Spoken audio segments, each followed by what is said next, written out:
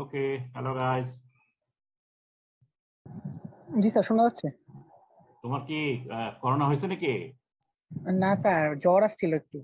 জ্বর আসছে? আর কোনো সিমটম নাই তো? না স্যার। ওকে, ঠিক আছে।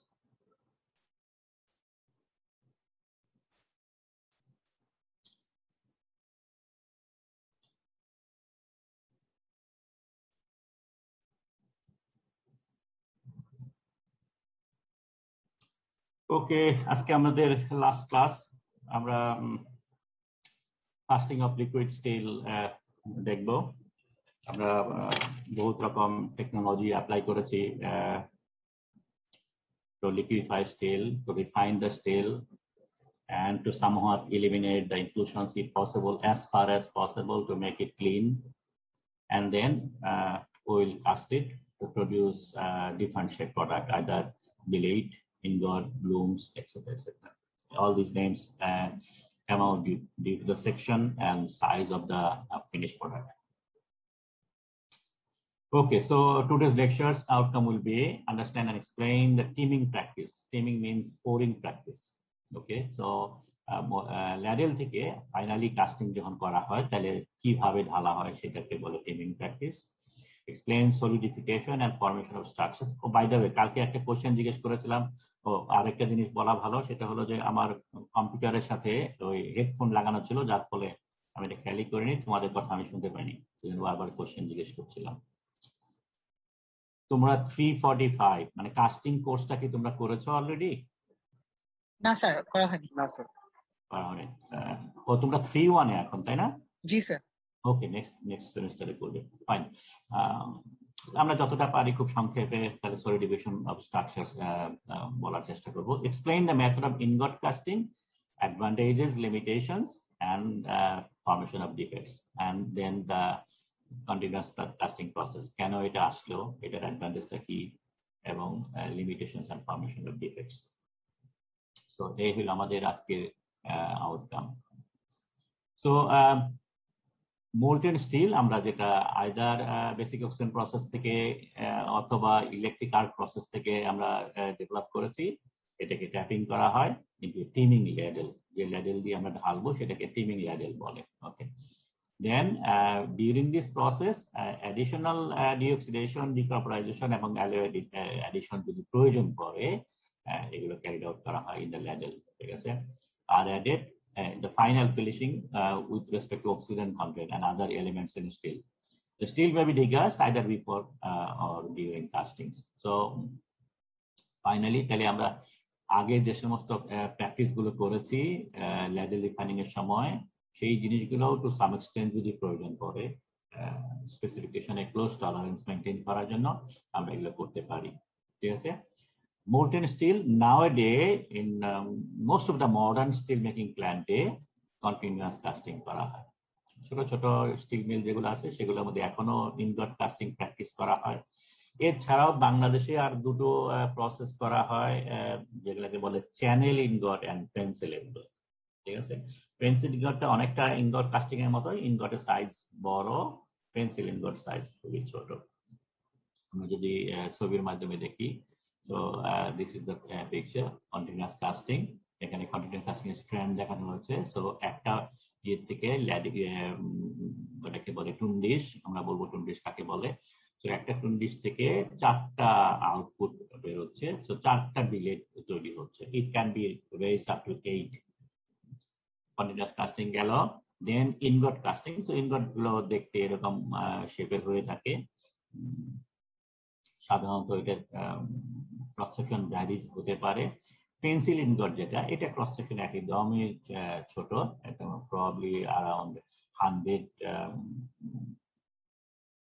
হতে পারে, 100 ম্যাক্সিমাম 150 মিলিমিটার এরকম সাইজের স্কোয়ার হয়ে থাকে। আরেকটা আছে চ্যানেল ইনগট, এটা একেবারেই ছোট ছোট স্টিল মিল যেগুলো আছে বাংলাদেশের, সেই সমস্ত নাম না জানা যে সমস্ত স্টিল মিল গুলো সেগুলো ইউজ করে থাকে। এরা যেটা করে, আমাদের কাস্টিং এ যেরকম আমাদের ফাউন্ডি ল্যাবে যেরকম আছে যে স্যান্ডবেড আছে, ওরকমই এক স্যান্ডবেড থাকে, সেই স্যান্ডবেডের মধ্যে মানে হাত দিয়ে কুচিয়ে কুচিয়ে একটা চ্যানেলের মতো তৈরি করে। ঠিক আছে, সো একটা কিছু দিয়ে যদি টেনে একটা গর্তের মতো তৈরি করে লম্বা, that can be classified as channel, এবং সেইখানে ছোট ছোট ল্যাডেল করে বা হাতা বলি, যেটা জাস্ট ফাউন্ডিতে আমরা যেটা বলি, ল্যাডেল থেকে বা ক্রুসিবল থেকে ছোট হাতার মাধ্যমে অল্প অল্প করে লিকুইড নিয়ে ঠিক ওইভাবে এখানে ঢেলে দেওয়া হয়। যদি একটু মিডিয়াম সাইজের ল্যাডেল থাকে তাই মিডিয়াম সাইজ ল্যাডেল থেকেও এখানে ঢেলে ফেলা হয়। তো এই ঢেলে ফেলার মধ্যে that is the channel in broadcastings. One of the worst type of steel you can ever manufacture by this method. ওকে, যেহেতু স্যান্ডের মধ্যে করা হচ্ছে, বেশিরভাগ ক্ষেত্রে দেখা যায় স্যান্ড এর মধ্যে অ্যাডিয়ার হয়ে যাচ্ছে, স্যান্ড ফিউজড হয়ে যাচ্ছে। কাস্টিং এর যে সমস্ত দুর্বলতাগুলো আছে স্টিল কাস্টিং করলে যা হয়, এখানে এক্স্যাক্টলি সেম জিনিস হচ্ছে।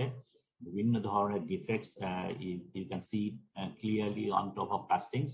So okay, quality is no good, আমরা যদি এক কথায় বলতে চাই, but it is practiced in small mills.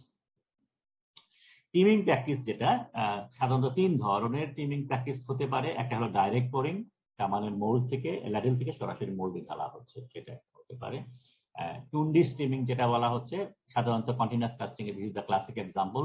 সেটা হলো ল্যাডেল থেকে আরেকটা ইন্টারমিডিয়েট রিজার্ভারের মধ্যে ঢালা হয়, সেই রিজার্ভার থেকে মোল্ডের মধ্যে লিকুইড যায়। So this is called tundish. And then there is another one which is called uphill or indirect tipping, যেটা ল্যাডেল থেকে মোল্ড আগের মতোই। ডাইরেক্ট পোরিং সরাসরি ঢালা হয়, এখানে আপহিল, এখানে লিকুইড মেটাল উপর দিকে উঠে, ঠিক আছে, আর এখানে লিকুইড মেটাল সরাসরি নিচে দিকে ঢালা হয়। আমরা ছবি দেখে এটাকে ক্লিয়ারলি আন্ডারস্ট্যান্ড করবো। So this is a typical teeming ladle, ঠিক আছে। সামটাইমস স্পাউট থাকে, স্পাউট থাকার উদ্দেশ্যটা হলো যদি আমি কাট করে এটার মধ্যে ঢালি, ঠিক আছে, কাট করে টপ থেকে যদি ঢালি, সেই সমস্ত ক্ষেত্রে স্পাউটের প্রয়োজন পড়ে। অথবা আমরা কাস্টিং লিকুইডটা ফেলে দিয়েছি নিচ দিয়ে, সো এই যেখানে একটা ছোট্ট একটা ওপেনিং থাকে, এটা এই নজলটাকে বন্ধ করে দেওয়া হয় একটা স্টপার রডের মাধ্যমে। তারপরে যখন এটা লিকুইড মেটাল এইটাকে ল্যাডেলের উপরে রাখা হলো, তারপরে এই হ্যান্ডেল দিয়ে স্টপারটাকে উপরে উঠে হয়, লিকুইডগুলো নিচে থেকে পড়ে।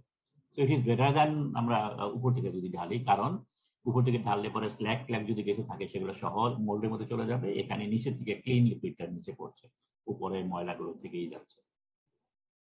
তো দিস ইজ টিমিং ল্যাডেল। এটার স্টপারের অ্যারেঞ্জমেন্ট গুলো এখানে একটা ছবির মাধ্যমে দেখানো যেতে পারে। So how stopper works, okay, you can see. So at the end of this stopper rod একটা nozzle লাগানো থাকে, and you can remove it using this lever mechanism. Okay, so direct pouring যেটা বললাম, সেটা হলো ল্যাডেলটা সরাসরি মোল্ডের উপর রাখা হয়, তো এখান থেকে বটম থেকে লিকুইড মেটাল নিচে পড়ে। So this is the direct teeming practice, ঠিক আছে। আর টুন্ডি স্টিমিং যেটা হলো, ল্যাডেলটা একটা ইন্টারমিডিয়েট একটা রিজার্ভারের উপরে রাখা হয়, সেখান থেকে এটার মধ্যে পড়লো এবং টুন্ডিস থেকে লিকুইড মেটাল গুলো মোল্ডের মধ্যে পড়ে, ঠিক আছে। সো এতে অনেকগুলো সুবিধা আছে, একটু পরে আমরা এটা আলাপ করছি। Then there is another one called uphill timming, just like casting. আমরা কাস্টিং এর যে সমস্ত প্রসেস গুলো সাজেস্ট করি, সেটা হলো liquid metal should be poured at the mold from the bottom থেকে লিকুইড মেটাল পোর করলে কি হবে, সেটা হলো against the gravity liquid metal উপরের দিকে উঠতেছে, যার ফলে ভেলোসিটি উড বি রিডিউস, এবং এখানে লিকুইডের ভিতরে কোনো টার্বুলেন্স কম হবে। So casting would be more sound. Casting এর ভিতরে যদি কোনো ডিফেক্ট থাকে, ডিফেক্ট গুলো মিক্স আপ হয়ে যাবে না, এগুলো আস্তে আস্তে উপর দিকে ভেসে ওঠার চান্স পাবে। So that is the main idea of bottom uphill teeming, ঠিক আছে। তো এখানে আপহিল টিমিং তাহলে করতে গেলে কি লাগে, একটা ভার্টিক্যাল একটা স্লট রানার টাইপের থাকে, একটা পাইপের মতো করে তৈরি করা হয়, এবং ল্যাডেল থেকে এই পাইপ এইটার মধ্যে রানারের মধ্যে ভার্টিক্যাল রানার মধ্যে ঢালা হয়। ভার্টিক্যাল রানারের সাথে হরাইজন্টাল রানারের কানেকশন থাকে, সেই হরাইজন্টাল রানার দিয়ে লিকুইড মেটাল মোল্ডের মধ্যে উপর দিকে ওঠে। So you can have as many up to 12 if possible, একটা রানার থেকে অনেকগুলো এক্সটেনশনের মাধ্যমে করতে পারো। এটা যদি হেক্সাগোনাল হয় তাহলে 6টা তুমি চ্যানেল করতে পারো, তার মানে একটা ভার্টিক্যাল রানার থেকে 6টা মোল্ডে সরাসরি লিকুইড মেটাল চলে যাচ্ছে, সেরকম ব্যবস্থা করা যেতে পারে। আমরা একটু পরে আরেকটা ছবি দেখবো। So this is uphill teeming, tundish স্টিমিং, and direct timming methods. Okay. Then let us talk about the two casting process we commonly use. One is called ingot casting. Typically এটাই হলো the earliest method of casting এবং এগুলো এখনো অনেক steel mill practice করে থাকে, ঠিক আছে? So ingot as small as 5 to 20 যদি আমরা চ্যানেল ইনগট তৈরি, পেন্সিল ইনগট তৈরি করে থাকি তো ছোটগুলো হয়ে থাকে, অথবা আমরা একটু বড় সাইজের যদি তৈরি করি as high as 30 tons। 30 tons মানে আমরা যদি blooms টাইপের তৈরি করি, very large cross section for forging operation, সেগুলো যদি করি তাহলে পরে বড় হতে পারে। সো ইনগটের size can be varied, even shape can be varied. So it can be square section যদি আমরা বিলেট তৈরি করতে চাই, rail and other structural steel যদি তৈরি করতে চাই।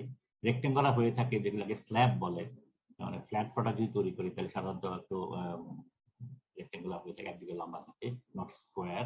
রাউন্ড করি ইউজুয়ালি যদি টিউব তৈরি করতে চাই সেই সমস্ত ক্ষেত্রে। পলিগন হয়ে থাকে যদি টায়ার্স বা হুইলস এই সমস্ত জিনিসগুলো তৈরি করা হয়। সো ডিফারেন্ট সেকশনের ইনগট কাস্টিং আমরা করে থাকি। মোল্ড আর এসেনশিয়ালি আর 3 ভ্যারাইটিস। এখন মোল্ড যেটা ইউজ করা হচ্ছে সেটা বিভিন্ন ধরনের হয়ে থাকে, তিন ভাবে ক্লাসিফাই করা হতে পারে। এক ভাবে হলো যে মোল্ডটা সাধারণত নট ভার্টিক্যাল, এক সাইড একটু বড় থাকে, ঠিক আছে, টেপার্ড করা থাকে। সো এমন হতে পারে যে হোয়াইট সেকশনটা উপরে আছে, চিকন সেকশনটা নিচে আছে, অথবা উল্টা হতে পারে, চিকন সেকশন উপরে আছে, হোয়াইট সেকশন নিচে আছে। So that's why we call wide end up or narrow end up. কোনটা ইউজ করা হচ্ছে সেটা কেন করা হচ্ছে একটু পরে বলছি। Open bottom, close bottom, plug bottom, ঠিক আছে? বটম নিচেরটা বটমটা ওপেন থাকে, সামটাইমস ক্লোজ করে দেওয়া হয়, সামটাইমস প্লাগিং করা হয়। প্লাগিং করা হয় যদি আমরা এর ভিতর দিয়ে কোনো গ্যাস পাজিং করতে চাই ক্লিনার স্টিল তৈরি করার জন্য। With or without hot top. Hot top মানে উপর একটা স্পেশাল ফ্যাসিলিটি প্রোভাইড করা যাতে করে আরো বেশি সময় ধরে যাতে লিকুইড থাকে সেটার ব্যবস্থা করা। আমরা ছবির মাধ্যমে এটা এক্সপ্লেন করি একটু পরে। ওকে, wide end up mold are used to produce forgings of keeled plain carbon steel. Keeled steel কাকে বলে? এই মুহূর্তে যেটা বলতে চাই সেটা হলো যে কিল স্টিলের মধ্যে কোনো অক্সিজেন থাকে না, একদমই ভ্যানিশ করে দেওয়া হয়, অথবা অ্যালয় স্টিল তৈরি করতে হয় যেখানে সাউন্ডনেস ইজ ইম্পর্টেন্ট, ঠিক আছে? অক্সিজেন থাকলে পরে পরোসিটি ফর্ম করে, আমরা কাস্টিংটাকে একদম সাউন্ড করতে চাই without any porosity or without any such kind of defects. এই ধরনের যদি করি তাহলে ওয়াইড এন্ড আপ লাগে, ঠিক আছে? কেন লাগে ছবি দেখলে বুঝতে পারবা। ন্যারো এন্ড আপ হলো যদি আমরা কিল স্টিল না করে রিম স্টিল করি। রিম স্টিল মানে হলো যেখানে আমরা প্রচুর পরিমাণে অক্সিজেন গ্যাস আছে, সেই অক্সিজেন গ্যাসটাকে আমি বেরিয়ে যাওয়ার জন্য সুযোগ দেই in the form of carbon monoxide gas, এবং এটা বেরোতে সুবিধা হবে যদি ওপেনটা ন্যারো থাকে, ঠিক আছে? So this is called narrow end up moulds. White top মানে হলো যে যদি লার্জ কাস্টিং থাকে তাহলে পরে এই হাই কোয়ালিটি ফোর্জিং যদি করতে চাই তাহলে পরে একটা শ্রিঙ্কেজ ক্যাভিটি ফর্ম করে। শ্রিঙ্কেজ ক্যাভিটি কেন আসে? বিকজ আমরা জানি যে লিকুইড অবস্থায় ভলিউম বেশি থাকে, যখন এটা সলিডিফাই হয় দে শ্রিঙ্কস, এবং শ্রিঙ্ক করলে পরে উপর দিকে একটা ডিফেক্ট তৈরি করে যেটাকে শ্রিঙ্কেজ ক্যাভিটি বলে, ঠিক আছে? এবং এই ওয়াইডনেসটা মোল্ড করা হয়েছে এই কারণেই কারণ কিল স্টিলের মধ্যে সবচেয়ে বড় শ্রিঙ্কেজ ক্যাভিটি ফর্ম করে, এবং ইউজুয়ালি এটা একটা টপে থাকে, যার জন্য এটা ওয়াইড করে দেওয়া হয়েছে যাতে করে শ্রিঙ্কেজ ক্যাভিটি এদিকে বড় হয়, ভার্টিক্যালি বড় যাতে না হয়, কারণ এটা যে ডিফেক্টটা ফর্ম করে এই পুরাটা কেটে ফেলে দিতে হয়। সো এটা যদি ন্যারো এন্ড আপ উপরে থাকে তাহলে ডিফেক্টটা অনেক দূর পর্যন্ত নিচে চলে যাবে, যার ফলে একটা সিগনিফিকেন্ট অ্যামাউন্ট অফ ইনগট তোমাকে কেটে ফেলে দিতে হবে, কারণ I want only the sound part, ঠিক আছে? তো এই জন্য এই হট টপ দেওয়া হয়। হট টপ মানে কি উপরে আরেকটা একটা অ্যাডিশনাল অ্যারেঞ্জমেন্ট দিয়ে ওইখানে এক্সোথার্মিক ম্যাটেরিয়াল বা যে সমস্ত ম্যাটেরিয়াল গুলো হিট জেনারেট করে সেই সমস্ত ম্যাটেরিয়াল দেওয়া হয়, তারা রিয়াকশনের মাধ্যমে প্রচুর হিট জেনারেট করে, এক্সোথার্মিক রিয়াকশন, এবং হিট জেনারেট করার কারণে এটা অনেক সময় ধরে লিকুইড থাকে, যার কারণে সলিডিফিকেশন শ্রিঙ্কেজ যেটা হয় সেটা কম হয়, কারণ উপরের ওই লিকুইডটার মধ্যেই শ্রিঙ্কেজটা হয়, নিচের কাস্টিংটা মোটামুটি সাউন্ড হয়। So that is called white top mould. Bottom pouring, top pouring দুটা ইউজ করা হয়, আমরা একটু আগে ছবি দেখালাম, আমরা সরাসরি উপর দিকে ঢালতে পারি অথবা নিচ থেকে উপরে উঠাতে পারি। So this is the some pictures.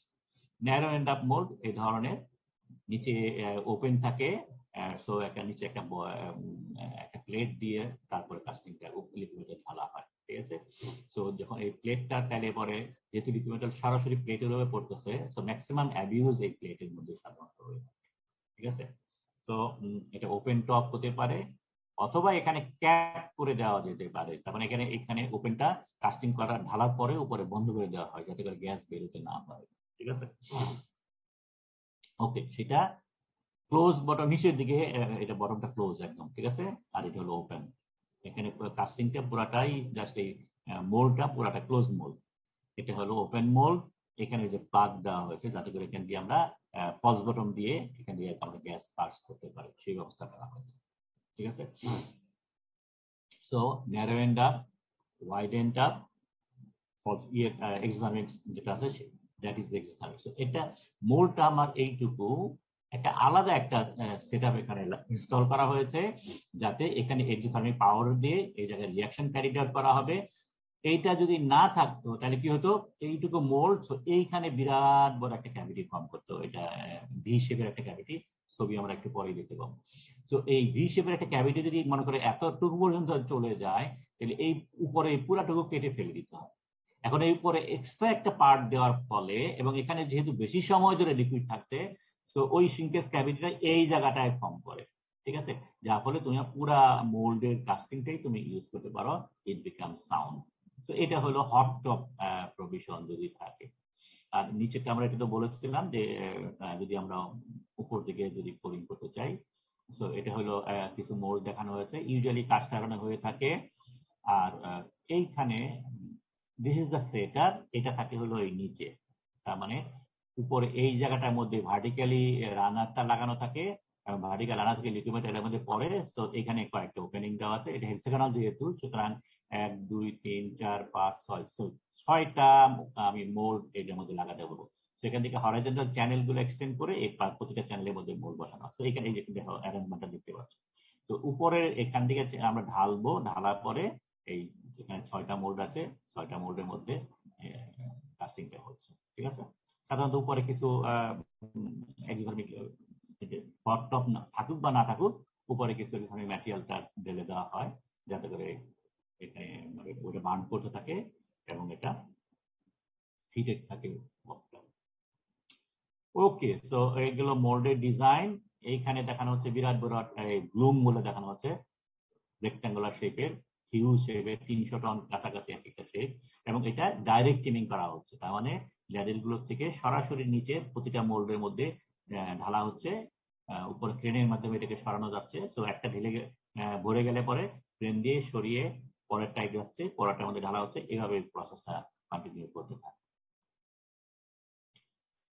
Okay, so অ্যারেঞ্জমেন্টটা গেল। Now let us talk about solidification. এটা যদিও কাস্টিং এর পার্ট, তোমরা নেক্সট সেমিস্টারে কাস্টিং গুলো ডিটেল করবে। খুব সংক্ষেপে যদি আমি বলি, তাহলে যখন আমরা ইনগটের মধ্যে কাস্টিং করি তখন ইনগটে এই ধরনের স্ট্রাকচার ফর্ম করে, ঠিক আছে।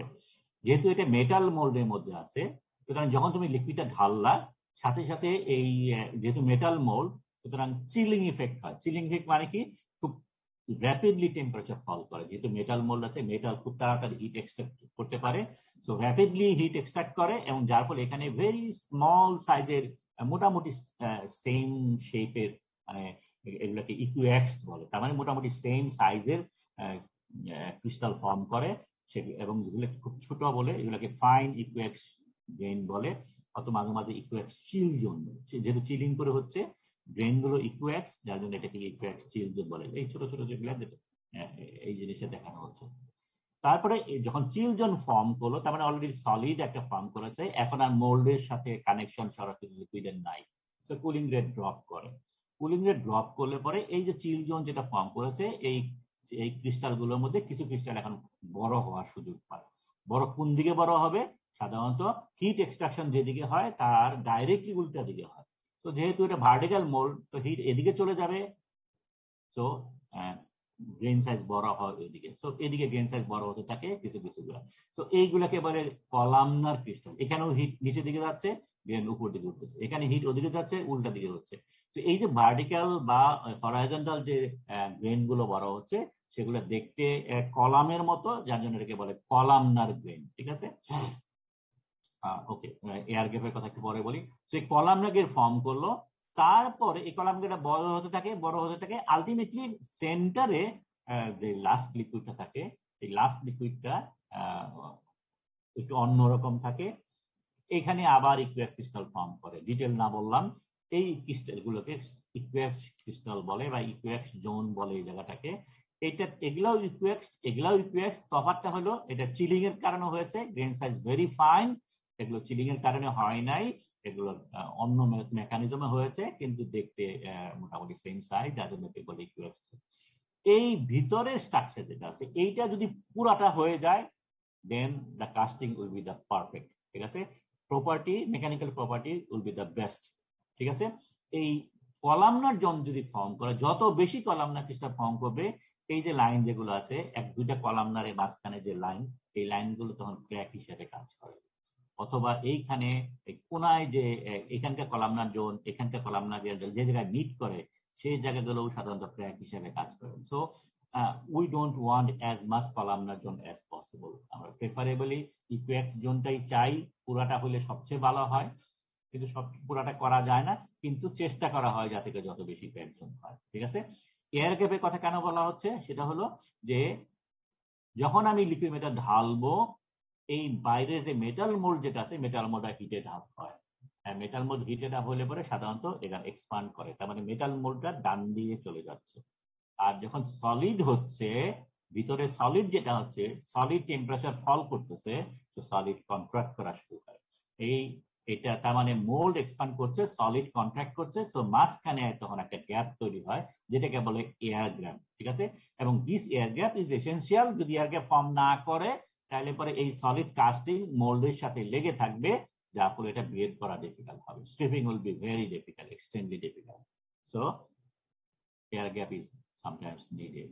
Solidification from perpendicular, okay, columnar again কথা বলেছি, ইপিএস এর কথা আমরা বলছি। So this is the mode of solidification and the development of structure in kill steel. এই যে কিল স্টিলের কথা যেটা বলা হচ্ছে, কিল স্টিল মানে হলো এখানে কোন রকমের অক্সিজেন নাই, কোন রকমের কার্বন মনোক্সাইড ফর্ম করতে পারে না, ফর্ম করানো হয় না। অ্যাজ এ রেজাল্ট এই যে সলিডিফিকেশন শ্রিঙ্কেজ যেটা ফর্ম করছে, এই যে শ্রিঙ্কেজ, এটাকে বলে শ্রিঙ্কেজ ক্যাভিটি অর শ্রিঙ্কেজ পাইপের মতো দেখতে বলে, যেহেতু এটা চারিদিক থেকে এটা নিচে দিকে নামতে থাকে, একটা পাইপের মতো হয়, সেই জন্য এটাকে শ্রিঙ্কেজ পাইপও বলে। ঠিক আছে, তো এই শ্রিঙ্কেজ পাইপ হওয়ার কারণে আমরা নর্মালি যেটা করি, এই যতটুকু পাইপ ফর্ম করেছে এখান থেকে এই উপরের পুরাটুকু কেটে ফেলে দেওয়া হয়।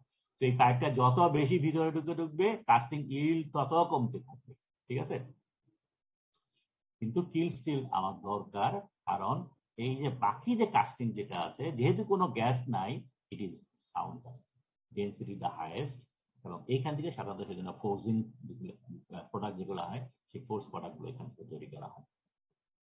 ওকে, টাইপ অফ ইনগট যদি বলি, এই যে এখন কিলিং এর কথা একটু আগে বলেছিলাম, সেটাকে এখন যদি এক্সপ্লেন করি, normally depending on the amount of dissolved gases এবং তার ডিজলভ গ্যাস চলে যাওয়ার জন্য যে সমস্ত মেকানিজম গুলো হয়, সেই তার রেসপেক্টে কাস্টিং গুলোকে আমরা ইনগট কাস্টিং গুলোকে তিনটে ক্যাটাগরিতে ভাগ করতে পারি। মেইন দুই ক্যাটাগরি, দুই এন্ডে, একটা হলো কিল্ড এক পাশে, আরেকটা হলো রিমিং আরেক পাশে, মাঝখানে semi killed, semi rimmed etcetera etcetera নানাবিধ হতে পারে। ঠিক আছে, সো কিল্ডের ছবিটা হলো এরকম, তার মানে উপরে একটা বিরাট বড় সিঙ্কেজ পাইপ ফর্ম করবে, this is called primary pipe, কারণ নিচে আরো অনেক কিছু পাইপই আছে, সিঙ্কেজ ক্যাভিটি ফর্ম করে, যেগুলো মনে হচ্ছে এটার সাথে কোনো কানেকশন নেই, আসলে কানেকশন আছে। তো দিস আর ওয়েল কানেক্টেড, এগুলোকে বলে সেকেন্ডারি পাইপ, এটাকে বলে প্রাইমারি পাইপ। ঠিক আছে, এখন মেকানিজমটা কি হচ্ছে, কিল স্টিলের মধ্যে no gas regulation takes place during solidification. ঠিক আছে, and this steel contain carbon 0.3। এখানে একটু আমি কলম দরকার। মনে আছে আমরা যখন থার্মোডাইনামিক্স পড়াচ্ছিলাম এইটার, সেখানে আমরা বলছিলাম রিঅ্যাকশনটা হলো carbon plus oxygen is equal two carbon monoxide, sorry carbon monoxide. তার মানে হলো যে লিকুইডের মধ্যে যে লিকুইডটা আলটিমেটলি আমরা ঢাললাম, সেই লিকুইডের মধ্যে যদি কার্বন থাকে এবং সাফিসিয়েন্ট অক্সিজেন থাকে, কার্বন মনোক্সাইড ফর্ম করবে, গ্যাস উপরে চলে যাবে। ঠিক আছে, এখন এটার ইকুইলিব্রিয়াম কনস্ট্যান্ট যদি ক্যালকুলেট করি তাহলে কি হবে, উপরে হবে partial pressure of carbon monoxide এবং নিচে হবে হলো এদের অ্যাক্টিভিটি। ঠিক আছে, সো জাস্ট অ্যাক্টিভিটি আপাতত ওকে অ্যাক্টিভিটি লিখি, এইচ সি এবং এইচ ও। সো তার মানে এই যে দুইটা অ্যাক্টিভিটি গুলোকে এখন মোল ফ্র্যাকশনে আমরা কনভার্ট করতে পারি, মানে h is equal to f into c, f into h is equal to activity coefficient into mole fraction বা ওয়েট পার্সেন্টেজ। ঠিক আছে, সো এটা যদি কার্বন ধরি, সেইভাবে যদি আমি করি, আলটিমেটলি আমরা যেটা পাবো সেটা হলো যে কার্বনের পার্সেন্টেজ এবং অক্সিজেনের পার্সেন্টেজ এইটা সমান সমান হবে কি, এটা ওদিকে চলে যাচ্ছে, উপরে থাকে পার্শিয়াল প্রেসার কার্বন মনোক্সাইড আর নিচে হবে হলো ইকুইলিব্রিয়াম কনস্ট্যান্ট কে, এবং এখানে যেহেতু এফ আছে দুইটা এফ এখানে চলে আসবে, একটা এফ হলো কার্বনের জন্য আর একটা এফ হবে অক্সিজেনের জন্য। সো বেসিক্যালি এগুলা যদি আমি কনস্ট্যান্ট হিসেবে ট্রিট করি এবং পার্শিয়াল হিসেবে কার্বন মনোক্সাইড যদি আমরা কনস্ট্যান্ট হিসেবে ট্রিট করি, পুরো জিনিসটা একটা কনস্ট্যান্ট। তাহলে পরে বাথের মধ্যে কার্বনের পার্সেন্টেজ এবং অক্সিজেনের পার্সেন্টেজ গুণফল একটা কনস্ট্যান্ট। এখন যদি অক্সিজেন কম রাখতে হয় ইন দা বাথ, তাহলে কার্বন মাস্ট বি হাই, যার কারণে কিল স্টিল যদি তৈরি করতে চাই তাহলে পরে সেই সমস্ত স্টিলকে কিল স্টিল করা যায় যে স্টিলের মধ্যে কার্বন বেশি থাকে। কার্বন বেশি থাকা মানে হলো অক্সিজেন কমে যাওয়া, অ্যাকর্ডিং টু দিস ফর্মুলা। ঠিক আছে, কার্বন যদি বেশি থাকে অক্সিজেন কমে যাবে, so I don't want oxygen. So সাধারণত কার্বন হায়ার দ্যান 0.3% এই সমস্ত স্টিলগুলোকে কিল স্টিলে কনভার্ট করা যায়। ঠিক আছে, সো তাহলে পরে এইগুলা করার জন্য নর্মালি আগে যেটা করা হয়, এগুলোকে হাইলি ডিঅক্সিডাইজ করা হয়, ম্যাক্সিমাম ডিঅক্সিডেশন করা হয়, এবং এর জন্য অ্যালুমিনিয়াম ইউজ করা হয়, because aluminium is the best deoxidiser, তার ইফেক্ট হলো সবচেয়ে বেশি। সুতরাং তাহলে কিল স্টিল তৈরি করতে গেলে পরে আমরা ফার্স্টলি স্টিলটাকে ডিঅক্সিডাইজ করব ইউজিং অ্যালুমিনিয়াম, যাতে করে all oxygen can be remove, এবং এটাকে হেল্প করে বাসে যদি সাফিসিয়েন্ট কার্বন থাকে। ঠিক আছে, এবং যেহেতু কার্বন সব চলে গেছে, সরি যেহেতু অক্সিজেন সব চলে গেছে, যখন সলিডিফিকেশন হয় গ্যাস ইভলভ হয় না, পরোসিটি ফর্ম করে না, সুতরাং লিকুইড মেটাল কন্ট্রাক্ট করে দ্য ম্যাক্সিমাম, যতটুকু কন্ট্রাকশন পসিবল। স্টিল সাধারণত 3 থেকে 4% ভলিউম শ্রিঙ্কেজ করে, ওই 3 থেকে 4% ভলিউম শ্রিঙ্কেজ এখানে পাইপের মতো করে তৈরি হয় এবং সেকেন্ডারি পাইপ তৈরি হয়। ঠিক আছে, so at the top of the steel এই তাহলে কিল স্টিল হলো প্রথমে উপর দিকে ক্যাভিটি আছে কিন্তু নিচের দিকে সাউন্ড কাস্টিং, এটা হলো কিল স্টিলের বৈশিষ্ট্য। এবং এটা কেন করা হয়, because of the application as a indoor, sorry এগুলাকে যেহেতু আমরা ফোর্জিং অ্যাপ্লিকেশন ইউজ করব, সুতরাং এই জন্য এই কিল স্টিল জেনারেট করা হয়। ওকে, সেমি কিল স্টিল হলো মাঝখানে, আগে এটার কথা বলি, রিমের কথা বলি, আরেক এন্ডে হলো রিম স্টিল। রিম স্টিল মানে হলো যেখানে ম্যাক্সিমাম এই জাতীয় অক্সিজেন থাকে, ডিজলভ গ্যাস থাকে। কেন থাকে, কারণ আমরা একটু আগেই দেখলাম যে কিল স্টিল যদি করি তাহলে পার্সেন্ট ইল্ড অনেক কমে যায়, কারণ উপর থেকে অনেক অংশ কেটে ফেলে দিতে হয়। I don't want that. ঠিক আছে, আমি এগুলা এমন কিছু অ্যাপ্লিকেশনে করব যেখানে ম্যাক্সিমাম আমার ইল্ড থাকলে বেটার হয়। আর ম্যাক্সিমাম ইল্ড থাকার জন্য আমরা কি করি, সেটা হলো আইদার উপর থেকে বন্ধ করে দিই যাতে করে গ্যাস বেরিয়ে যেতে না পারে, অথবা গ্যাস যাতে ম্যাক্সিমাম বের হয়। ঠিক আছে, গ্যাস ম্যাক্সিমাম বের হবে, এটা বেরিয়ে যেতে পারে অথবা বন্ধ করে দিতে পারি। উপর থেকে আমরা একটা উপরে মনে করো একটা মেটালের প্লেট লাগিয়ে দিলাম, গ্যাস বেরিয়ে যেতে পারলো না। এই যে গ্যাস বেরিয়ে যেতে পারলো না, সেগুলা কি করবে, সেগুলা এই পুরাটার মধ্যে ডিস্ট্রিবিউটেড হয়ে যাবে। এবং গ্যাস হলো একটা খালি জায়গা, তাই তো, একটা খালি জায়গা, যখন একটা খালি জায়গার একটা গ্যাস বাবল ফর্ম করবে, এই যে কন্ট্রাক্ট যেটা করতেছে, এই কন্ট্রাকশনের জন্য আগে কোনো বাবল ফর্ম করতে পারে নাই কিল স্টিলে, যার জন্য এটা শ্রিঙ্ক করছে মেটালটা। এখন এই শ্রিঙ্কেজ ক্যাভিটিটা ওই বাবলের ভিতরে ট্রান্সফার হয়ে যাবে, যেহেতু অলরেডি বাবল আছে, শ্রিঙ্কেজটা এর মধ্যে এফেক্টিভ হবে, তার মানে বাবলটা একটু ছোট হয়ে যাবে। মেটাল শ্রিঙ্ক করতেছে, বাবলটা ছোট হয়ে যাবে, তার মানে শ্রিঙ্কেজের জন্য নতুন করে কোনো ক্যাভিটি ফর্ম করবে না, ওই বাবল গুলাই পরোসিটি গুলাই শ্রিঙ্ক করা শুরু করবে। সো বেসিক্যালি রিম স্টিলের মধ্যে ওই শ্রিঙ্কেজ ক্যাভিটিটা ফর্ম করে না, এবং এটা ওয়াইডলি ডিস্ট্রিবিউটেড হয়ে যায় পরোসিটি গুলো। ঠিক আছে, কিন্তু এই যে পরোসিটি ফর্ম করে, এখন সমস্যা যেটা হচ্ছে, আমাদের একটু আগে যে ফর্মুলাটা বললাম কার্বন ইনটু অক্সিজেন, এটা একটা কনস্ট্যান্ট, যেহেতু অক্সিজেন এখানে ম্যাক্সিমাম লাগে, তাহলে কি হবে, কার্বন কমায় দিতে হবে। সুতরাং রিম স্টিল যদি তৈরি করতে চাই, কার্বন সাধারণত কম থাকে, ঠিক আছে, কার্বন লেস দেন 0.15%। এখন কার্বন যদি কম থাকে, তাহলে কার্বন মনোক্সাইড গ্যাস কিভাবে তৈরি হবে? তো সেই জন্য কার্বন মনোক্সাইড গ্যাসগুলো সাধারণত একটু দেরিতে হয়। দেরিতে হয় কেন? কারণ মেটাল এই সারফেসে চিলিং ইফেক্টের কারণে মেটাল ফর্ম করে গেছে, একটা থিন স্কিন ফর্ম করেছে, এখানে থেকে এই পর্যন্ত একটা মেটাল স্কিন ফর্ম করে, এবং স্কিন ফর্ম করার কারণে এখানে সাধারণত সলিডিফিকেশনের কথাই থাকে যে প্রথম দিকে যে সলিড ফর্ম করে, যেটা পিউরা ফর্ম হয়, ফিজিক্যাল ম্যাটারে তোমরা পড়েছো 213-তে প্রবাবলি। সো এই প্রথমে পিউরা ফর্ম করে, তাহলে বাকি যে এলিমেন্ট যেগুলো আছে সেগুলো সেগ্রিগেটেড হয় ভিতরের দিকে, কারণ কার্বন ভিতরের দিকে ঢুকে যাচ্ছে, মানে এটা রিমেনিং লিকুইডের মধ্যে কার্বন আস্তে আস্তে চলে যাচ্ছে, অক্সিজেন চলে যাচ্ছে, প্রথম স্টিলটা পিউর আর আয়রন ফর্ম করছে। সুতরাং এইভাবে লিকুইডের মধ্যে, রিমেনিং লিকুইডের মধ্যে কার্বন বাড়তে থাকে, অক্সিজেন বাড়তে থাকে সেগ্রিগেশনের কারণে। এই তখন কার্বন মনোক্সাইড গ্যাস ইভলভ করা শুরু করলো। সুতরাং তাইলে কি হচ্ছে, সারফেসে আমরা একটা সুন্দর একটা স্কিন পাই, একদম পিওর সলিডের একটা স্কিন পাই, এবং এই স্কিনটাকে বলে রিম, ঠিক আছে। সুতরাং এই জন্য এটা নাম হয়েছে রিমিং স্টিল বা রিম স্টিল, ঠিক আছে। তার মানে আমরা এখানে একটা রিম তৈরি করতে অ্যালাউ করছি। রিম কতটুকু থিকনেস হবে? Well, that depends on amount of the oxygen, ঠিক আছে। তাহলে এবং যেহেতু আমরা অক্সিজেন থাকে, যার জন্য ডিঅক্সিডেশন প্রসেস যেটা আমরা আগে করেছি, সেটা অ্যালুমিনিয়াম দিয়ে সাধারণত করা হয় না। লেস ইফেক্টিভ যেগুলো আছে, ম্যাঙ্গানিজ বা এই ধরনের জিনিস দিয়ে ডিঅক্সিডেশন করা হয়। ম্যাঙ্গানিজও মোটামুটি এফেক্টিভ, সো কম করা হয় অ্যালুমিনিয়াম দিয়ে, ম্যাঙ্গানিজ দিয়ে, অন্য কোনো এলিমেন্ট দিয়ে যদি possible, silicon for example, silicon দিয়ে করতে পারি। সো এই সমস্ত লেস ইফেক্টিভ মেথড ইউজ করা হয় ফর ডিঅক্সিডেশন, যাতে করে অক্সিজেন গুলো থেকে যায়। তাহলে দুইটা পারপাস কি বোঝা গেল? কিল স্টিলের পারপাস হলো, I want a solid material of highest density, যার জন্য এখানে কোনো পরোসিটি ইজ নট অ্যালাউড, ঠিক আছে। পরোসিটি অ্যালাউড হওয়ার না কারণে, যাতে পরোসিটি ফর্ম না করে তার ব্যবস্থা করা। কিভাবে পরোসিটি ফর্ম করবে না? অক্সিজেনই সরাইয়া ফেলবো। কিভাবে অক্সিজেন সরাই ফেলবো? ম্যাক্সিমাম ডিঅক্সিডেশন করা হয় ইউজিং হাই পটেনশিয়াল অ্যালুমিনিয়াম, ঠিক আছে।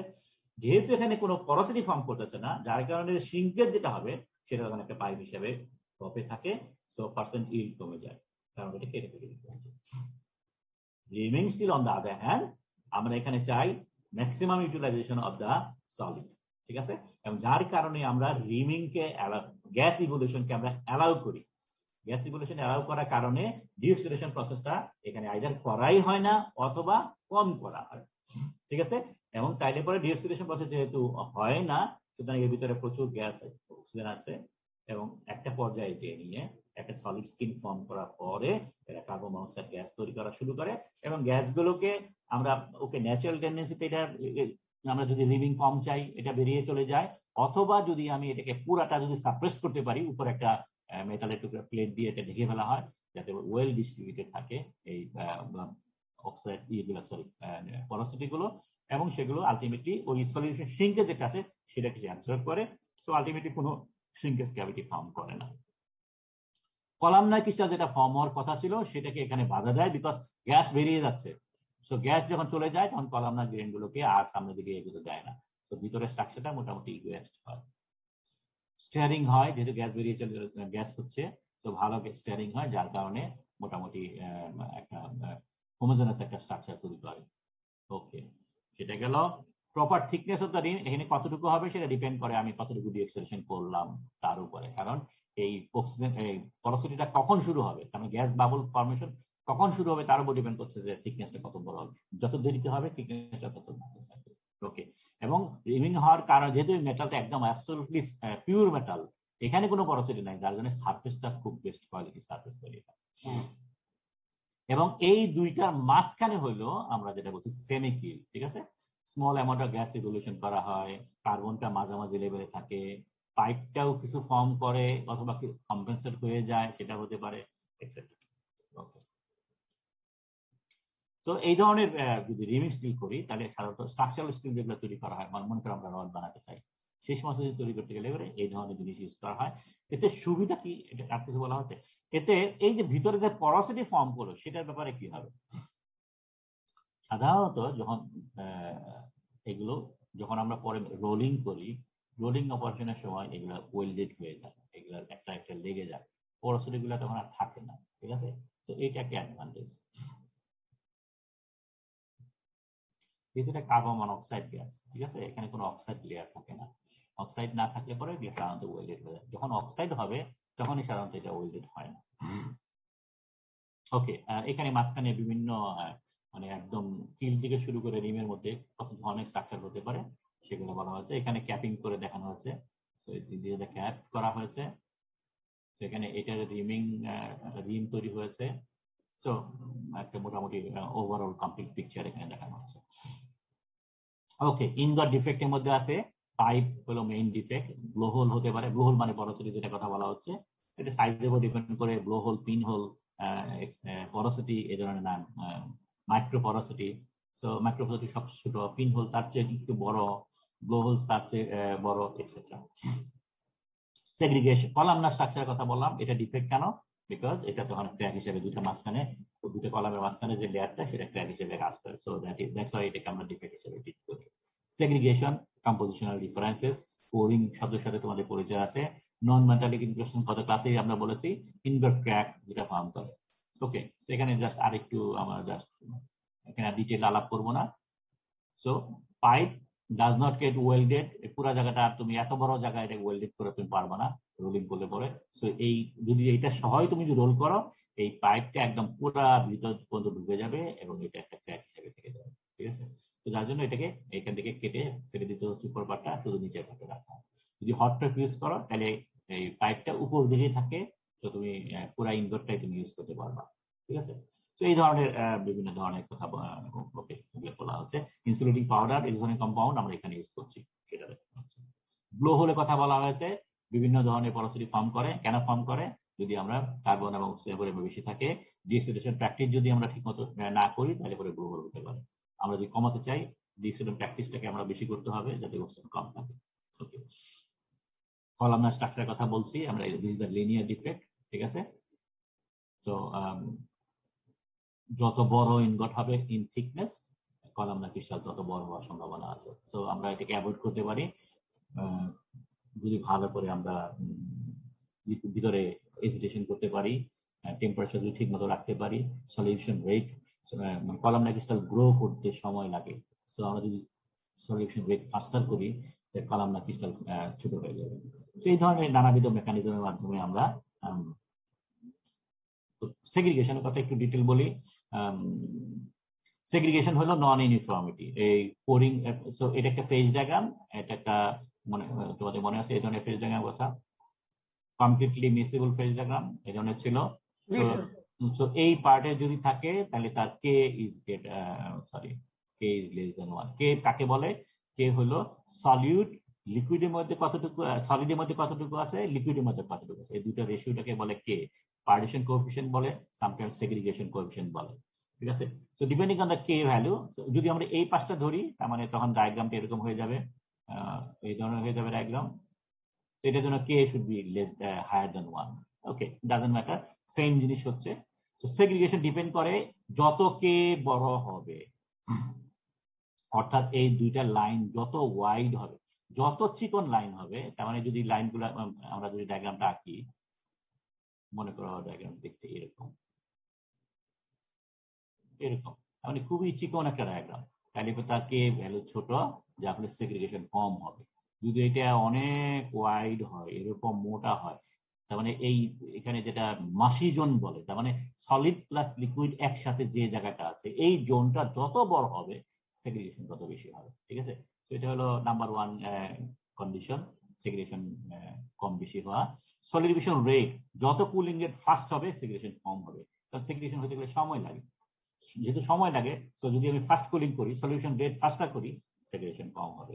সাইজ অফ দ্য ইনগট, যত বড় হবে সেগ্রিগেশন তত বেশি হবে, ঠিক আছে। তো চিকন পেন্সিল ইনগট যদি হয় তার সেগ্রিগেশন কম হয়।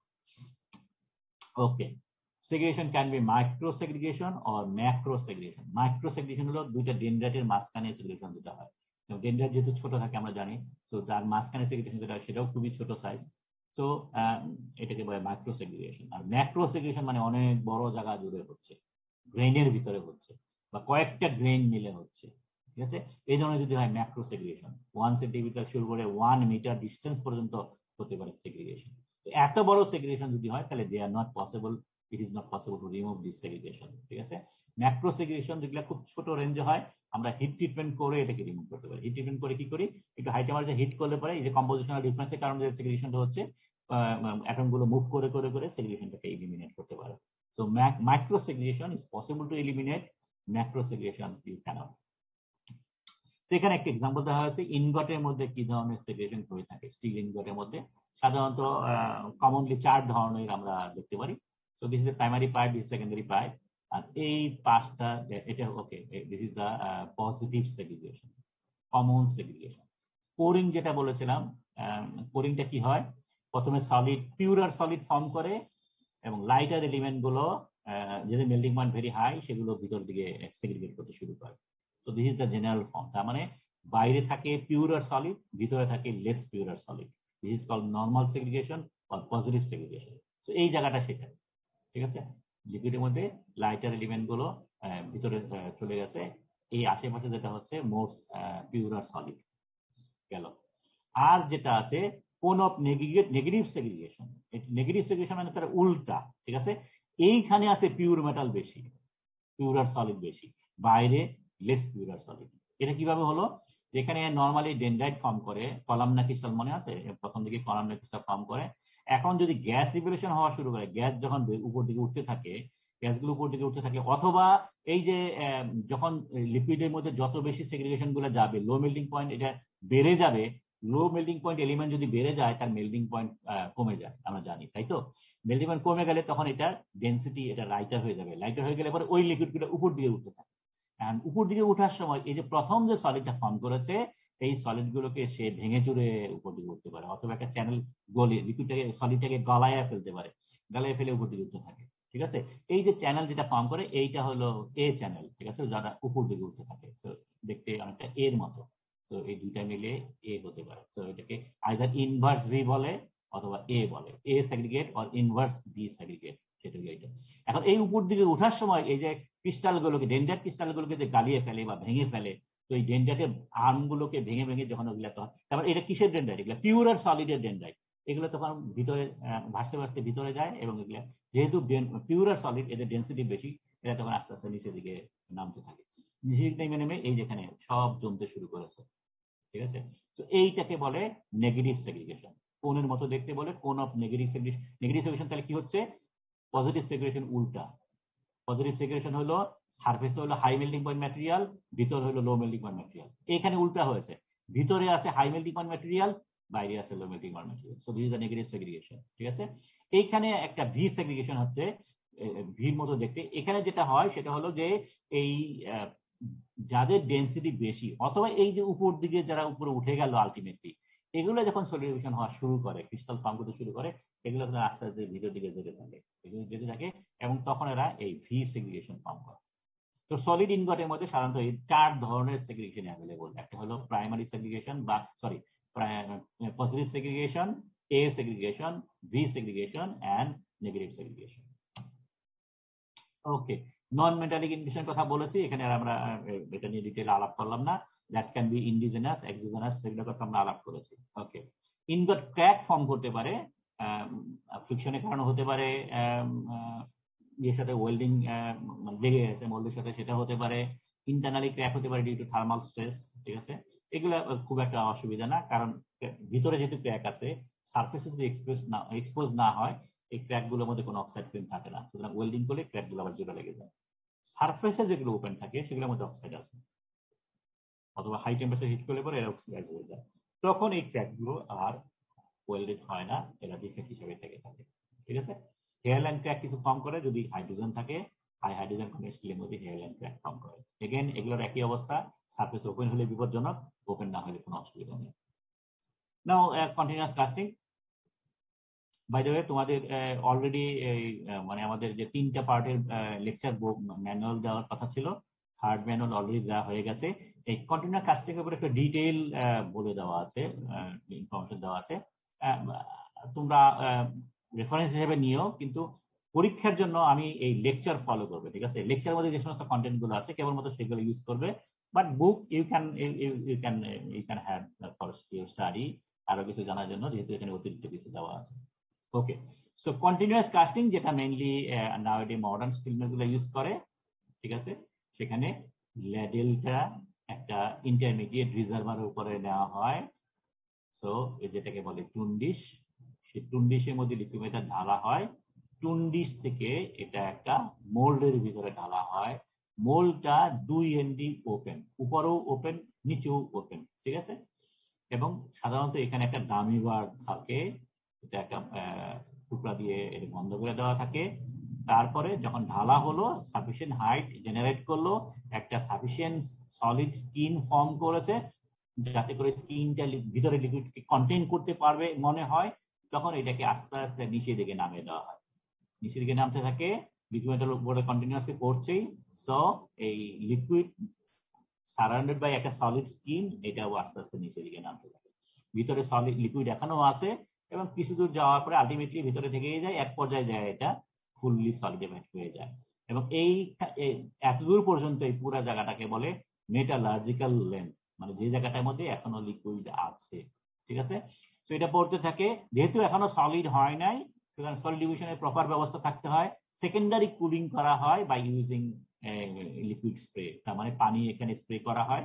রোলার দিয়ে এটাকে গাইড রোলার হিসেবে কাজ করে। সো এটাকে পুরোটাকে গাইডিং করে করে আলটিমেটলি হরাইজন্টাল নেওয়া হয়, অথবা ভার্টিক্যালি থাকতে পারে পুরোটা, যদি সাফিসিয়েন্ট হাইট থাকে। এর নানাবিধ সমস্যা আছে। তারপরেও আমরা আলটিমেটলি যেটা করি সেটা হলো এখানে একটা সেকেন্ডারি কুলিং করে এটাকে সলিডিফাই করার ব্যবস্থা করা হয়, ঠিক আছে। সেখানে হাই ভেলোসিটিতে ওয়াটার ইনজেক্ট করা হয় যাতে প্রপার কুলিং করা হয়। তো এই হলো মোটামুটি ইন জেনারেল একটা কন্টেনার কাস্টিং এর লেয়ার, ঠিক আছে।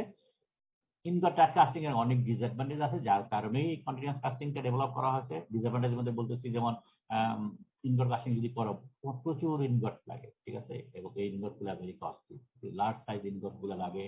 সো মোল্ড, ইনগট না বলে মোল্ড বলা ভালো, মোল্ড তৈরি করতে হয়, বটম প্লেট লাগে, রেইল লাগে, ট্রান্সপোর্টেশন করার জন্য বিভিন্ন জায়গায় এই মোল্ডের মধ্যে নিয়ে নিয়ে ঢালতেছো, তার ব্যবস্থা লাগে, সোকিং পিট লাগে, ঠিক আছে। সাইজ সিলেকশন যদি করতে হয়, তারপরে রোলিং করার জন্য বিলেট করতে গেলে পরে এত বড়টাকে ছোট করার জন্য বিভিন্ন, so large capital investment is needed, ঠিক আছে। প্রেজেন্স অফ ডিফেক্ট সেগ্রিগেশন, যেহেতু লম্বা সময় ধরে এটা সলিডিফাই হয়, সো সেগ্রিগেশন এখানে মোর কমন। ইল কম থাকে কারণ উপর থেকে একটা বড় একটা চাঙ্ক কেটে ফেলে দেওয়া হয়। যদি বিলেট করতে চাই তাহলে পরে ওই বড় সেকশন থেকে আবার রোলিং মিল করে ছোট সেকশন করতে হয়, হিটিং এর জন্য আলাদা একটা ফার্নেস লাগে। So huge capital investment and time dependent process. তো এই জন্যই কন্টিনিউয়াস কাস্টিং এর ডেভেলপমেন্ট হয়েছে, যাতে এই সমস্যাগুলো না হয়, ঠিক আছে। অ্যাডভান্টেজ হলো যে এখানে কোনো লস নাই। এই উপরে যে পাইপিং শ্রিঙ্কেজ ক্যাভিটি ফর্ম করছে, এটা কোনো অস্তিত্ব নাই, কারণ আমরা উপরে যে ছবি দেখালাম, এই শ্রিঙ্কেজ ক্যাভিটিটা এটা আলটিমেটলি খুবই একটা স্মল ফ্র্যাকশন জুড়ে থাকে, এবং আলটিমেটলি আমরা যেটা নিচ্ছি এখান থেকে এটা যেটা ফেলে দিচ্ছি, এই যে স্ল্যাব যেটা হচ্ছে বা ইনগট যেটা হচ্ছে, এটা 100% পিওর, ঠিক আছে। সুতরাং একদম পুরা কাস্টিং এর মধ্যে এইটুকু অ্যামাউন্ট ইজ মানে 1% না, ঠিক আছে। সো অলমোস্ট 100% ইন এই কাস্টিং এই continuous casting method is possible. Better quality অবশ্যই, ঠিক আছে। এই যে আমরা এডিশনাল যে মেকানিজম, যে রোলিং মিল করার আগে বিলেট করতে গেলে যে অ্যানাদার মিল লাগে, তারপরে অ্যানাদার এটা নানান ধরনের এখানে অ্যাডিশনাল মিল, যে সমস্ত সাইজ এডিশনাল যেগুলো দরকার, সেই জিনিসগুলো কোনো প্রয়োজন পড়ে না। আমি ফিনিশ প্রোডাক্ট যেটা চাই, আমি যদি ইনগট চাই ইনগটও করতে পারি, আমি যদি বিলেট চাই বড় সাইজে সেটা করতে পারি। আমি যদি নট ইনগট, ভুল বললাম, বিলেট যদি করতে চাই, মনে করো 100/100 বিলেট করতে চাই, আমাদের দেশে ছোট স্টিল মিলে যেগুলো করে, অথবা যদি মনে করো আবুল খায়ের মতো বা বিএসআর এর মতো বড় হয়, তারা 150/150 বিলেট বিলেট তৈরি করে। অথবা যদি ব্লুম তৈরি করতে চাই, আরো বড় বড় ক্রস সেকশন, আমাদের দেশে ব্লুম হয় না কারণ আমরা প্লেট কাস্টিং করি না, ঠিক আছে। তো এই স্ল্যাব কাস্টিং আরো বড় সেকশন যদি করতে চাই, সো তোমার যে সেকশন প্রয়োজন সেই সেকশনেই তুমি কন্টিনিউয়াস কাস্টিং করতে পারবা, ঠিক আছে। So additional milling is not required for size reduction. Higher extent of automation is possible, ঠিক আছে, almost fully automatic. Possibility of adjust width of the slab if necessary আমি করতে পারি। সেগ্রিগেশন এখানে কম হয়, ক্রস সেকশন কম, এবং কন্টিনিউয়াসলি ফাস্টার কুলিং রেট হচ্ছে, যার জন্য less segregation. Possibility of direct charging for rolling, আমাদের দেশে এখন দুই একটা ইন্ডাস্ট্রি এটা করেছে। তার মানে কি, আমরা নর্মালি যেটা করি, আমরা কন্টিনিউয়াস কাস্টিংও যদি ইউজ করি, আমরা বিলেট তৈরি করি, ঠিক আছে। এরকম সাইজের বিলেট কেটে কেটে কেটে কেটে একদম ইন্ডাস্ট্রিতে গেলে দেখবা একদম পাইল আপ করে রাখা হয়েছে বিলেট। তারপরে যখন আমরা রোলিং করে রড বানাই, এটাকে একটা ফার্নেসে হিট করি, হিট করে তারপরে এটা রোল স্টার্ট করি, ঠিক আছে। নাও এ ডে যদি তুমি সিনক্রোনাইজ করতে পারো, তাহলে পরে এই যে যেটা বেরোচ্ছে ফার্নেস থেকে, কন্টিনিউয়াস কাস্টিং এর যেটা বেরোচ্ছে, সেটাকেই তুমি সরাসরি রোলিং মিলে দিয়ে দিতে পারো। অ্যাডিশনাল হিটিং ফ্যাসিলিটি যেটা লাগে সেটা কোনো প্রয়োজন নাই। সো তোমার cost great reduction in cost হয়, যদিও এটা সিনক্রোনাইজেশনের একটা ব্যাপার আছে, কারণ কাস্টিং যে রেটে বেরোচ্ছে রোলিং ও তোমার সেই রেটে হতে হবে, যাতে করে মাঝখানে কোনো হোল্ড আপ না হয়। ওকে, তাহলে কন্টিনিউয়াস কাস্টিং কিভাবে করি? এসেনশিয়াল কম্পোনেন্ট যেটা হচ্ছে সেটা হলো যে টুন ডিশ লাগবে তোমার একটা, ওয়াটার কোল্ড মোল্ড লাগবে, ওয়াটার স্প্রে করতে হবে, উইথড্রল রোল লাগবে যেটাকে এটাকে নিয়ে যাচ্ছে, এবং ফাইনাল একটা টর্চ কাটার থাকবে যেটাকে কেটে সেপারেট করা, ঠিক আছে। সো এই হলো মোটামুটি তোমার setup. Tundish, mold and water spray are arranged such that molten steam is poured from the tundish to mold and stand and produce continuously, ঠিক আছে। সো সব মেথড গুলো আলটিমেটলি সিনক্রোনাইজ করা হয়, এবং ফাইনালি রিকোয়ার স্ট্যান্ড টর্চ কাটার দিয়ে কেটে ফেলে দেওয়া হয়। ছবির মধ্যে এখানে আছে। সো এই টর্চ দিয়ে আমি কতটুকু লম্বা লম্বা বিলেট তৈরি করব সেই সাইজ অনুযায়ী কেটে কেটে সেপারেট করা হচ্ছে। ওকে, সো এই গেল টুন ডিশের কথা আমরা বলেছি, এটা একটা রিজার্ভার হিসেবে কাজ করে, ডিস্ট্রিবিউট মোল্টেন স্টিল। মনে করো যদি বড় ইন্ডাস্ট্রি হয়, তার মানে এই এক একটা টুন ডিশের মধ্যে 8টা করে স্ট্র্যান্ড আছে, 8টা কন্টিনিউয়াস কাস্টিং হচ্ছে বিলেট। এই 8টা কন্টিনিউয়াস কাস্টিং বিলেট যদি হয়, তাহলে উপরে যে লিকুইড ঢাললাম সেই লিকুইড ইনসাফিসিয়েন্ট হয়। তখন যেটা হয় যে বিভিন্ন মোল্ড থেকে, লেভেল থেকে এসে কন্টিনিউয়াসলি ঢালা হচ্ছে, ঠিক আছে। তো এখানে একটা মিক্স আপ হচ্ছে। এই উপরে যে হাইট যেটা আছে লিকুইড টুন ডিশের মধ্যে, এই হাইটটা মেনটেন করা হয় যাতে একটা কন্টিনিউয়াস রেটটা যেটা সেটা কন্টিনিউয়াস থাকে। মোল্ড লেডেল থেকে যদি ঢালো সেই রেটটা কন্টিনিউয়াস হয় না, কারণ পুরো লেডেল ভরলে পরে যে লিকুইড যে রেটে পড়ে, যখন এটা কমতে থাকবে রেট কমে যাবে। সো এই ইউনিফর্ম রেট যাতে মেনটেন করা হয় সেই জন্য এটা রিজার্ভারটা কাজ করে, ঠিক আছে, এবং হোমোজেনাইজেশনের জন্য এটা হেল্প করে। এবং ও অ্যাডিশনাল রিফাইনিং যদি চাও সেগুলা করতে পারো। ফর এক্সাম্পল এখানে তুমি ক্যালসিয়াম অক্সাইড দিয়ে ডিসালফারেশন করতে পারো যদি চাও, ঠিক আছে। অন্যান্য জিনিস যদি করতে চাও সেই সমস্ত ইনক্লুশন রিমুভালের জন্য, সেগুলো তুমি এখানে করতে পারো by addition of flux. So এখানে একটা টিপিক্যাল টুন ডিশের সুবিধা হয়েছে।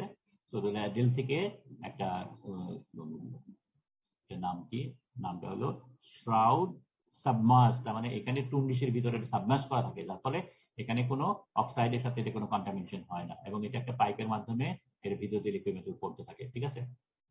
তারপরে আর এখানে থাকে তোমার এই যে নজল থাকে, যেটা উপর দিকে উঠিয়ে এখান দিয়ে ফ্লো করা। যদি তোমার 8টা চ্যানেল থাকে, তাহলে এটা যদি আমি টপ ভিউ দেখি, যদি মনে করি এরকম একটা রেক্ট্যাঙ্গুলার একটা টুন ডিশ থাকে, তাহলে মনে করো এখান দিয়ে একটা দাঁত বেরোচ্ছে, এখান দিয়ে একটা বেরোচ্ছে।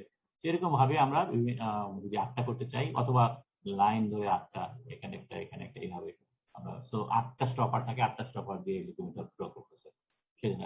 তো বিভিন্ন মেথড আছে, এখানে ড্যাম থাকে যাতে করে এখানে ফ্লো করছে, সরাসরি ফ্লোটা এখানে গেল না, এখানে যাওয়ার পরে কিছুটা উপরে উঠলো, উপরে উঠে উপরে মেটেরিয়াল গুলো ভেসে গেল, ইম্পিউরিটি গুলো ভাসে উঠলো, নিচ থেকে লিকুইড মেটালটা পিউর লিকুইডের উপর পড়লো।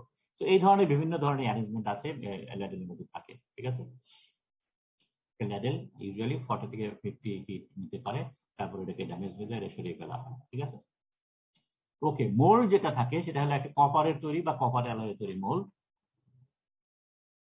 দেখতে অনেকটা এরকম, ঠিক আছে। টপ সাইডও ওপেন, বটম সাইডও ওপেন, ঠিক আছে, যার ভিতরে সাবমার্জ নজল দিয়ে লিকুইড মেটাল পোর করা হয়, ঠিক আছে।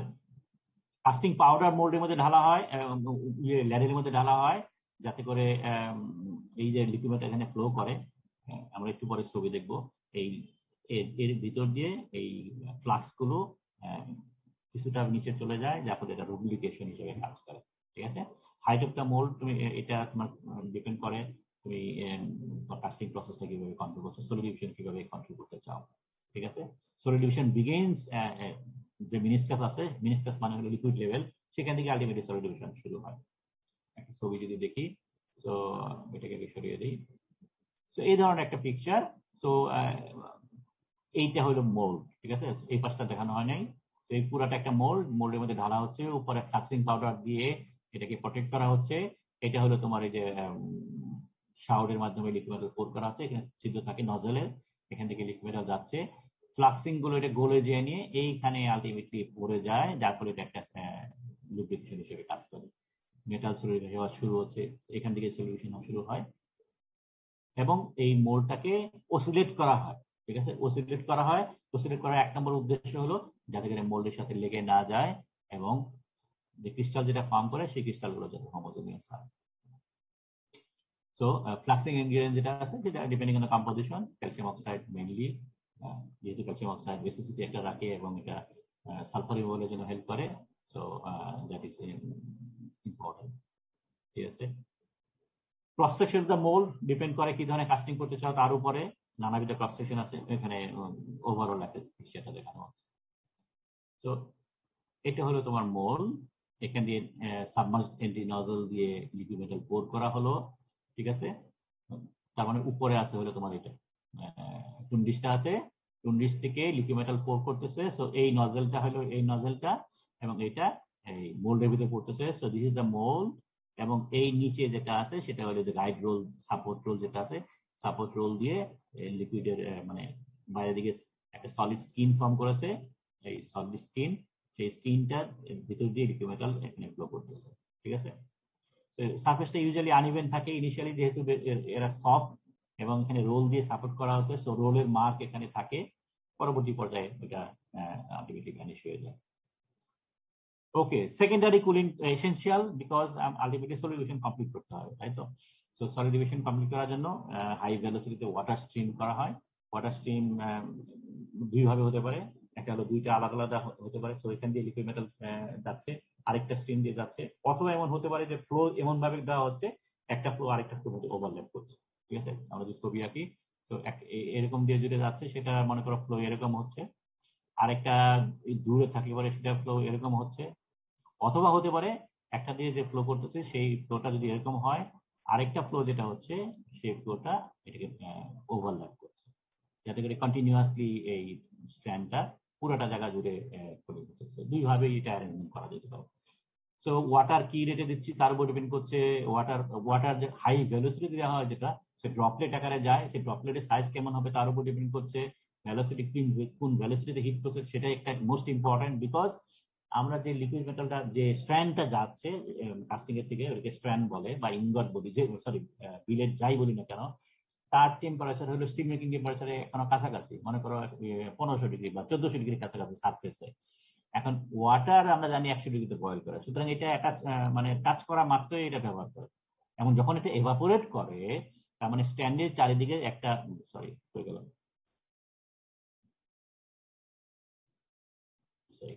তো এইখানে ওয়াটারের একটা ব্ল্যাঙ্কেট, ভেপারের একটা ব্ল্যাঙ্কেট ফর্ম করছে। এবং তোমরা জানো ভেপারের কন্ডাক্টিভিটি ইজ লেস, সো এর ভিতর দিয়ে হিট এক্সট্রাকশন স্লো হয়ে যায়। সুতরাং এই যে ওয়াটার যেটা ইনপিচ করছে একটা সারফেস অফ দ্য স্ট্র্যান্ড, সেটা হাই ভেলোসিটিতে হতে হবে, যাতে করে এটা এই ওয়াটারটা ভেপার ব্ল্যাঙ্কেট ভেদ করে এই সলিড যে আঘাত করতে পারে, সারফেস আঘাত করতে পারে। So velocity hitting the stand is very important. Waiting effect সেটাও একটা ইম্পর্টেন্ট, কারণ ওয়েটেবিলিটি তাহলে পুরাটা যাতে এটার ভিতরে ইফেক্টিভ হয় সেটার ব্যবস্থা করতে হয়। ওকে, সো এগুলোর কথা বলা হলো। ভেলোসিটি রকেটস, ওকে, সেটা করতে কথা হলো। সেকেন্ডারি নাম্বার অফ নজলস ডিস্ট্রিবিউটেড, সেটা কথা আমরা ছবিতে শিখে দিলাম। কাস্টিং ডিফেক্টস এর মধ্যে মোল্ডের মধ্যে যে সমস্ত ডিফেক্টস হয়, তার মানে মোল্ড ইনগট কাস্টিং যেগুলো করি, সেগুলো কিছু কিছু এখানেও হয়, অতিরিক্ত কিছু নতুন কিছু হয়। যেহেতু এখানে হাই টেম্পারেচারে করা হয়, সুতরাং মোর ডিজলভ গ্যাস থাকে এখানে। Internal structure similar to ingot, কিন্তু এখানে একটা ইনগট থেমে আছে, জাস্ট রাখা আছে। সুতরাং কলামনার গেজ যেটা ফর্ম করে সেটা অলমোস্ট হরাইজন্টাল, কিন্তু এখানে যেটা হচ্ছে সেটা হলো কন্টিনিউয়াসলি নিচের দিকে টেনে যাচ্ছে, নিচের দিকে মানে এটা এক্সটেন্ড করতেছে। তারপরে কলামনার ক্রিস্টাল যেটা ভার্টিক্যালি হওয়ার কথা ছিল, সেটা ভার্টিক্যাল হয় না, একটু নিচের দিকে। তার মানে আমরা একটা ছবির মাধ্যমে দেখি, if this is in ingot, columnar castle এরকম ভার্টিক্যাল কলামনার ক্রিস্টাল ফর্ম করে। ঠিক আছে, কিন্তু যখন একটা কন্টিনিউয়াস কাস্টিং হচ্ছে, এটা চলে যাচ্ছে, তখন যেহেতু এটা নিচের দিকে টানা হচ্ছে, তো কলামনার ক্রিস্টালগুলো এরকম হবে এক্সটেন্ড, নিচের দিকে বড়। তো কাস্টিং এর মধ্যে এই ডিফারেন্স। সিমিলার, প্রথমে ইকুয়াক্স স্টিল হবে, তারপরে কলামনার হবে, ভিতরে ইকুয়াক্স হবে, সেগুলো সবই ঠিক আছে, কিন্তু যেহেতু রোলিং এর ডিরেকশনে এটা সাধারণত এলংগেটেড হয়ে যায়। শো স্লাইড রিপলিং মার্ক, যেহেতু রোলের ভিতরে যাচ্ছে রোলার মার্ক থাকে, যদিও এটা ডিফেক্ট হিসেবে ঠিক করা হয় না, কারণ রোলিং করার সময়, ফাইনাল রোলিং করার সময় এগুলো কোনো থাকে।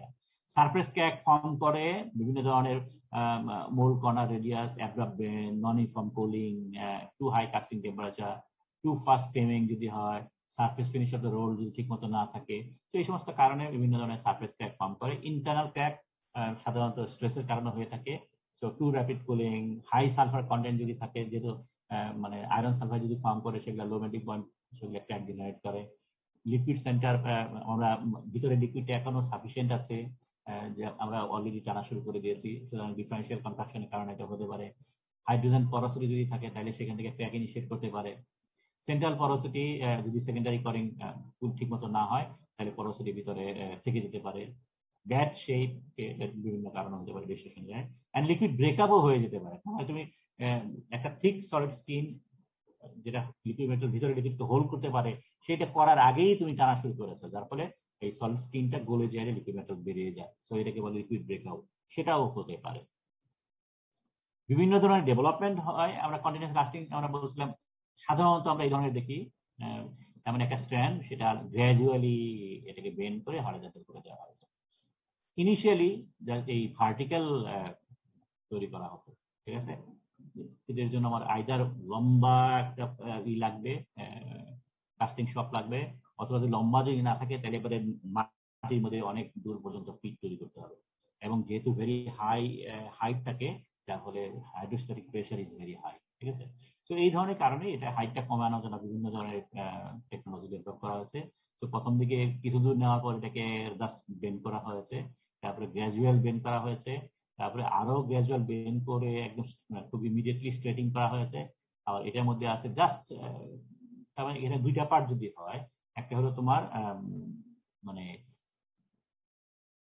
এই পরের পার্টটা যেটা ডিসচার্জ হচ্ছে, আর একটা হলো কাস্টিং পার্ট, ঠিক আছে। তো কাস্টিং পার্টটা যতটুকু পারা যায় করে নিয়ে এটাকে বেন্ড করে ফেলে দেওয়া হয়, যে ঠিক আছে হরিজন্টালি এটা আমি এক্সটেন্ড করবো, ভার্টিক্যালি যাতে অলমোস্ট জিরো থাকে। আবার কিছু কিছু কাস্টিং আছে এক্সট্রিমলি হরিজন্টাল, সো মোল্ড থেকে প্রথম থেকেই কাস্টিং হরিজন্টালি দেওয়া, সেটারও অবস্থা বিভিন্ন পাওয়া যায়। তো এই ধরনের নানাবিধ ডেভেলপমেন্ট করা হয়েছে নাওয়াডে কন্টিনিউয়াস কাস্টিং এ, যদিও আমাদের এই প্রসেসটা মোর কমন।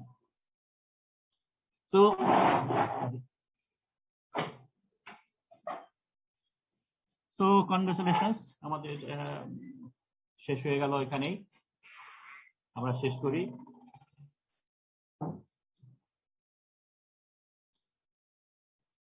তো তাহলে আমরা আজকের ক্লাসে যেটা দেখলাম সেটা হলো কাস্টিং, ফাইনালি লিকুইড মেটাল কিভাবে কাস্ট করে, এবং তার জন্য আমরা দুটো মেথড পেয়েছি, একটা হলো ইনগোয়ার কাস্টিং করা এবং কন্টিনিউয়াস কাস্টিং করা। ইনগোয়ার কাস্টিং এর মধ্যে কিছু ইনহেরেন্ট ডিফিকাল্টিজ আছে, সেই সমস্ত ডিফিকাল্টি ওভারকাম করার জন্য আমরা কন্টিনিউয়াস কাস্টিং করে থাকি। Nowadays all modern steel mills practice this continuous casting process. এর অনেকগুলো অ্যাডভান্টেজ আছে, তার মধ্যে সবচেয়ে বড় অ্যাডভান্টেজ হলো percentage almost 100%।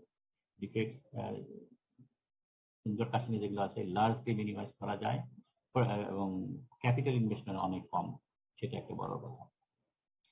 Okay, any questions about today's class or আচ্ছা, আমরা পুরো সিলেবাসের মধ্যে যেটা দেখলাম সেটা হলো স্টিল মেকিং এর মধ্যে ফার্স্টে আমরা বিভিন্ন ইন্ট্রোডাকশন করেছি, স্টিল কি ধরনের হয়ে থাকে, তারপরে আমরা কিছু থার্মোডাইনামিক্স আলাপ করেছি এন্ড কাইনেটিক্স আলাপ করেছি।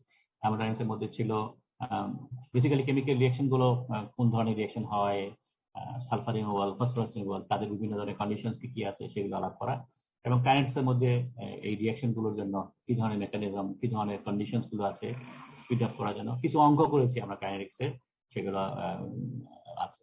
দেন আমরা দেখেছি হলো যে মেইন প্রসেস যেটা আছে, মেইন প্রসেসের মধ্যে বলতে মেইন করছি যে বেসিক প্রসেসটা আমরা ডিটেইল আলাপ করেছি, তারপরে ইলেকট্রিক আর্ক প্রসেস করেছি, এবং বাংলাদেশে যেটা একটা কমনলি ইউজ করা হয় ইন্ডাকশন প্রসেস, সেটা নিয়ে আমরা কিছু কথা বলেছি।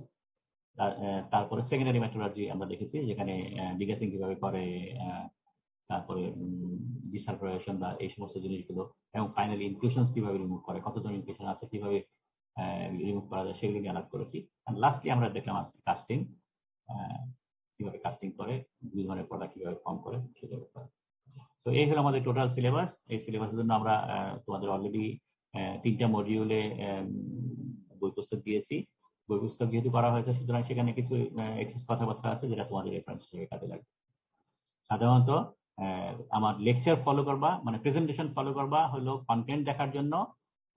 এই কন্টেন্টের বাইরে কোনো প্রশ্ন আসবে না, বইয়ের মধ্যে অতিরিক্ত কিছু ইনফরমেশন থাকতে পারে, কিন্তু প্রতিটা কন্টেন্টের জন্য বই ফলো করবা পড়াশোনার জন্য, ঠিক আছে?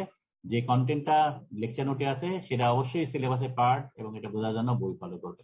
বইয়ের মধ্যে অতিরিক্ত কন্টেন্ট যেটা আছে সেটা বইতে আসবে না, ঠিক আছে? Any questions?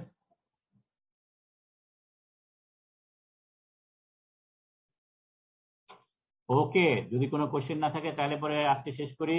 Good luck, hopefully you do best in the exam. খোদা হাফেজ। স্বাস্থ্য ভালো থাকো, করোনা ব্যাপারে সাবধান থাকবে।